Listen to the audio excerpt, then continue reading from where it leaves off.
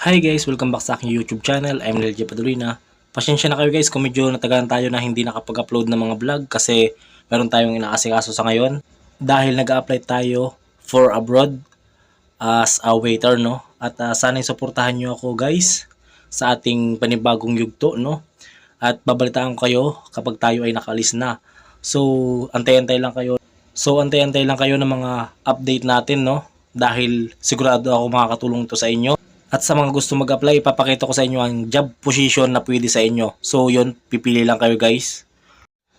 Job opening, absolutely all free, no placement fee, free medical, free training. Saudi Arabia, Doha, Qatar, Bahrain, and Hong Kong.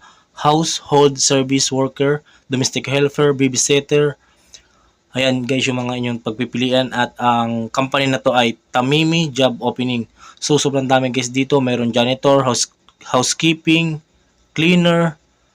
Hindi ko na guys may isa-isa sa dami ng kanilang job opening at job hiring, no. So ganito lang gawin nyo guys, i-search nyo lang po sa Facebook ang Dreamforce International Manpower.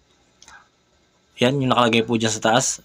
Search nyo lang po yan sa Facebook at makikita nyo po doon yung mga job hiring nila, no, at mga job position na pwede nyong applyan. Ang requirements po na kanilang hinahanap is at least 2 years experience sa inyong previous job. Kaya magsadya lang po kayo dito sa office. So ayun guys, pinakita ko sa inyo yung aking in-apply ang agency, no? Dreamforce International Manpower. At nag-apply ako dito as a waiter papuntang Saudi, no? At ipapakita ko rin sa inyo kapag nandun tayo sa Saudi yung mga trabaho doon, kung madali ba or mahirap. At sa mga gusto rin mag-apply dito po, legit na agency po ito.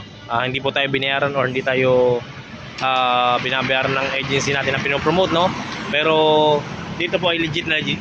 Dito po ay legit na legit at masusubukan natin to kasi yung aking mga requirements po ay na-i-process ko na.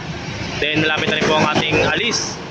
At sa mga gusto mag-apply dito, waiter or housekeeping, kasi marami pong trabaho dito na katulad ng ng driver at yung mga DH, ayan.